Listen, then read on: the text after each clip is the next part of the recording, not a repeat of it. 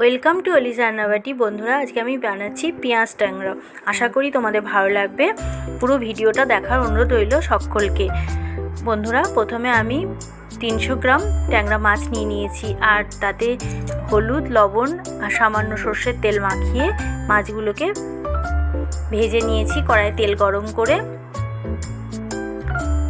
আমি 2 কাপে মাছগুলোকে ভেজে নিয়েছি একটু কড়া করে। মাছগুলো দেখো এইভাবে ভাজা ভাজা হয়ে গেলে আমি এদিকে একটা মিক্সার জারে 4-5 কোয়া রসুন, কোচানো পেঁয়াজ, টমেটো আর কাঁচা লঙ্কা দিয়ে একটা পেস্ট বানিয়ে নিয়েছি। তোমরা তোমাদের মতো লঙ্কাটা দেবে, যে যেমন ঝাল খেতে পছন্দ করো। এদিকে একটা বাটিতে নিয়ে নিয়েছি 1 চামচ ধনে গুঁড়ো, 1 চামচ জিরে গুঁড়ো, 1 চামচ কাশ্মীরি লঙ্কার গুঁড়ো, 1 চামচ হলুদ গুঁড়ো দিয়ে জল দিয়ে মশলাটাকে তৈরি করে রেখেছি।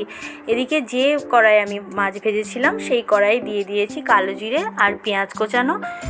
তারপর একটু ভাজা ভাজা হয়ে গেলে আমি মশলাটা দিয়ে দিয়েছি, মিক্সার জারে যেটা পেস্ট করেছিলাম, আর গুঁড়ো মশলাগুলো সব দিয়ে দিয়েছি। এবার মশলাগুলো কিছুক্ষণ কষিয়ে দিয়ে দিয়েছি লবণ।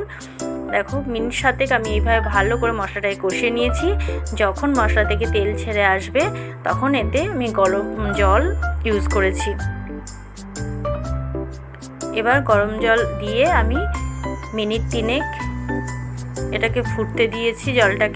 জলটা একটু ফুটে উঠলে আমি মাছগুলোকে দিয়ে দিয়েছি।